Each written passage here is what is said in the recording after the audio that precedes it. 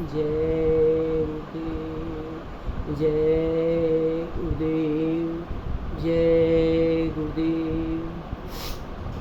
पिछले ब्लॉग में हमने आपसे संत के शरीर की ऊर्जा का वर्णन किया था। संत के शरीर की ऊर्जा इतनी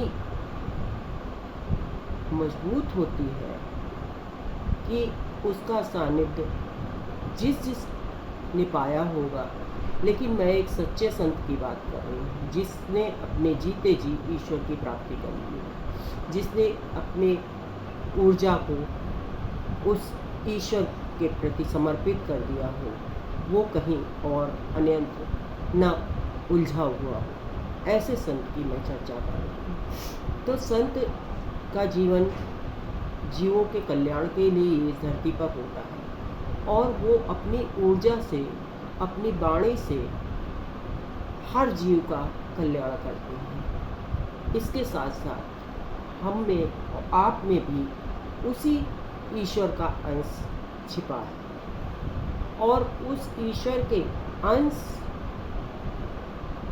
के ही द्वारा हम भक्ति कर करके उस ईश्वर को प्राप्त करते हैं। लेकिन हम में आप में सिर्फ इतना अंतर है कि हमने अपनी ऊर्जा को, जो हमारी ऊर्जा है इस मनुष्य शरीर में, उसको हमने कई जगह पे उलझा रखा है, अर्थात अपनी ऊर्जा को जगह जगह जोड़ रखा है। जैसे बेटा, बेटी, मकान, दुकान, बैंक बैलेंस, गाड़ी, व्यापार, प्रतिष्ठा, हमने अपनी ऊर्जा को वहाँ जोड़ रखा, जिससे कि हमें अपने शरीर की ऊर्जा का भान नहीं होता है। और इसीलिए मनुष्य के शरीर की ऊर्जा जब जगह जगह बिखर जाती है तो ईश्वर भक्ति में लगाने के लिए उसके पास कुछ भी शेष नहीं रहता, क्योंकि भक्ति मार्ग ऐसा मार्ग है जिसमें कि आपको संपूर्ण समर्पण, संपूर्ण निष्ठा, संपूर्ण धर्म भाव लेकर के अच्छे कर्तव्यों को करते हुए उस पथ पर आगे बढ़ना पड़ता है। तो जब हमारी ये ऊर्जा जगह जगह पे उलझी हुई है, अर्थात जगह जगह पर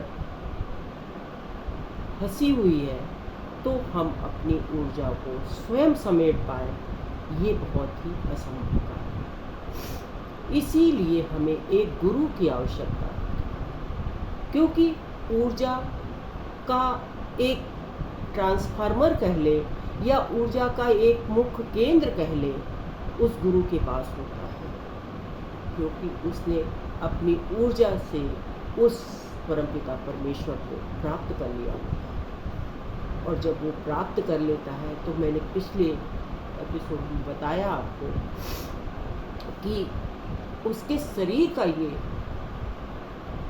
गुण होता है कि वो जिस वृक्ष को भी छू लेता है तो उसको नर जन्म प्राप्त होता है, जिस पशु को पर दया कर देता है उसको भी अगला जन्म नर का ही प्राप्त होता है। ये उसके शरीर का गुण, अर्थात वो देवत्व उसमें आ जाता है कि हम कहने को तो उसको मानव शरीर कह सकते हैं, लेकिन वो मानव शरीर होते नहीं, क्योंकि उनमें पूर्ण रूप से ईश्वर का समावेश हो चुका होता है और उनकी वाणी में हमें उसी देवत्व वाणी की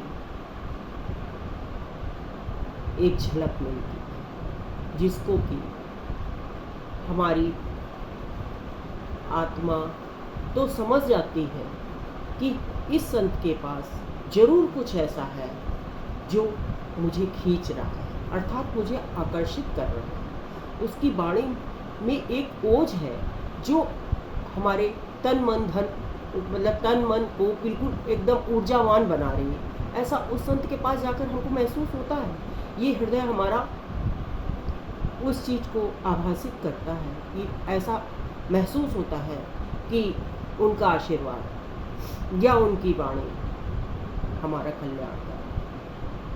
तो हमें आपको अपनी ऊर्जा को जो यहाँ वहाँ सब जगह हमने उसको फंसा रखा है या जोड़ रखा है, उसको बैलेंस करने के लिए सत्संग की आवश्यकता है। क्योंकि एक गुरु ही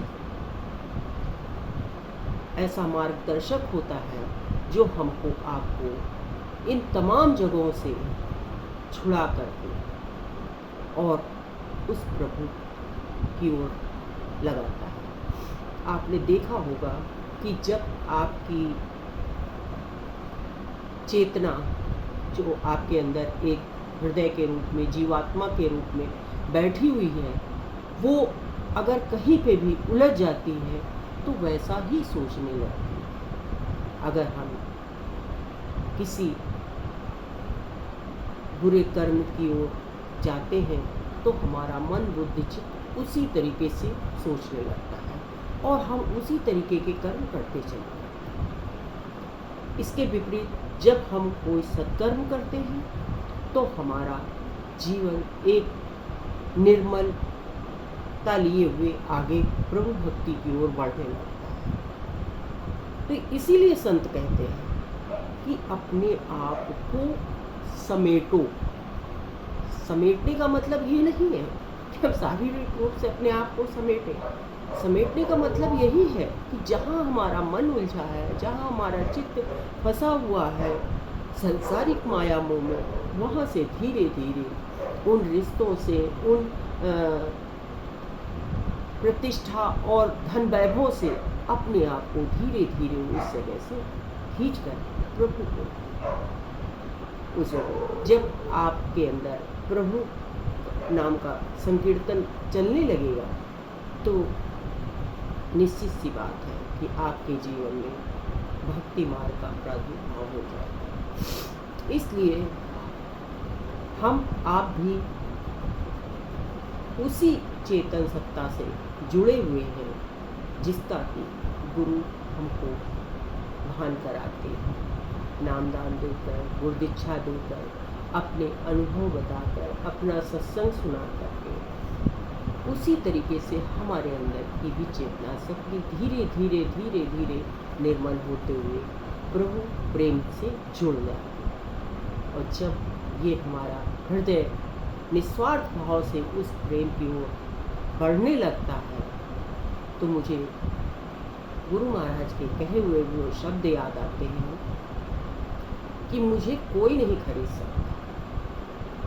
आप इसका भाव कुछ भी लगाएं, लेकिन एक साधक के दृष्टिकोण में इसका भाव सिर्फ यही है कि संत को कोई धन से, वैभव से, प्रतिष्ठा से, वासना से, किसी भी चीज़ से उसे विचलित नहीं कर सकता, क्योंकि वो उस चेतना शक्ति से जुड़ चुका है जहाँ इन सब के लिए कोई जगह नहीं। इसलिए हमें अपनी ऊर्जा को और अपने संबंधों को, जहाँ हम माया के चक्रों में फंसते चले जाते हैं, वहाँ पे अपनी ऊर्जा को खर्च नहीं करना। हमें उसे बचा करके प्रभु प्रेम की ओर लगाना, क्योंकि आपने देखा है संसार में जो आज है वो कल नहीं होगा और जो कल है वो परसों नहीं होगा। हर क्षण कुछ घटता है, कुछ बढ़ता है। तो कभी कभी मृत्यु से पहले या कभी कभी मृत्यु के बाद हर चीज़ नष्ट होने वाली है, लेकिन वो प्रभु प्रेम कभी नष्ट होने वाला है। आपकी मृत्यु के बाद भी आपको उसी तरीके से प्राप्त होगा जिस तरीके से आपने उसको पूर्ण समर्पण भाव से भजा। और इसके अतिरिक्त हर जीव में वो एक ललक होनी चाहिए, एक छटपटाहट होनी चाहिए कि हमें भक्ति करनी। जब तक आपके अंदर वो छटपटाहट नहीं होगी, वो पीड़ा नहीं होगी, भजन का मार्ग खुल ही नहीं सकता। आप सबरी का उदाहरण ले लें, आप मीरा का उदाहरण ले लें। कब तक इंतजार किया? वो छटपटाहट थी, वो इंतजार था, वो प्रतीक्षा थी, वो आशा थी कि मेरे राम आए, और राम को आना पड़ा। इसी तरीके से आपका भजन मार्ग भी होना चाहिए, और हमें हमेशा गोस्वामी जी की उन बातों को जरूर एक बार दोहराना चाहिए। अब लो न सानी, अब न नसई, राम कृपा हो निशा। इसलिए अब तक तो हमने अपने आप को इन संबंधों में, इन माया के कुचक्रों में जोड़ के रखा, लेकिन अब एक पल भी इस वक्त को हमें बर्बाद नहीं करना। इसी तरीके से जब हम प्रभु की भक्ति मार्ग पर आगे बढ़ते हैं, तो जब भी आप हृदय में अच्छे भाव लाते हैं, तो आपका वो भाव इतना प्रबल हो जाता है कि उसके आगे कोई बुराई टिक नहीं पाती। आप देखते हो, जब आपके ऊपर कोई दुख पड़ता है, तो जब आप उसमें एकदम समाहित हो जाते हो, बहुत ज़्यादा दुखी हो जाते हो, तो आपका दुख बढ़ता ही चला जाता है। लेकिन इसके विपरीत जब सुख आता है, उसमें अगर आप घुस जाते हो, उसमें पूरी तरीके से आप जुड़ जाते हो, तो आपके जीवन में सुख है। तो इसी तरीके से उस परमपिता परमेश्वर का प्रेम, कि जब आप अटूट होकर के उतनी लगन और छटपटाहट के साथ, उतनी वेदना के साथ उस ईश्वर को पुकारते हो, तो आपका भक्ति भाव इतना प्रबल हो जाता है कि आप एक दिन उस ईश्वर को प्राप्त कर लेते हैं। ये एक छोटा सा संदेश था, कुछ अस्वस्थता के कारण मैं नहीं ब्लॉग बना पा रही हूँ। हाँ, आज एक प्रश्न कुछ ऐसा सामने उपस्थित हुआ था कि आप किस उद्देश्य को लेकर के वीडियो बनाए। मेरा कोई उद्देश्य नहीं, मेरा उद्देश्य सिर्फ अपने गुरु के वचनों को और उनकी शिक्षाओं को जन जन तक पहुंचाना है। इसके अतिरिक्त कोई उद्देश्य मेरा नहीं है। आप लाइक करो, ना लाइक करो, शेयर करो, ना करो, ये आपकी इच्छा है। मेरा जो कर्तव्य था वो मैं पूरा कर रही हूँ, और जब तक ईश्वर कराएगा तब तक जरूर करूँगी। हाँ, अगर आप इस मेरे शाकाहारी प्रचार में सहयोग दे सकते हैं, तो सिर्फ इतना सहयोग दीजिए कि इन वाक्यों को उन तक शेयर करिए जो मांसाहारी है, ताकि अगर उनमें से एक भी जीव सुधर गया या एक भी पशु पक्षी के जीवन की रक्षा हो गई, तो निश्चित है ये पुण्य आपके भी हक में आएगा।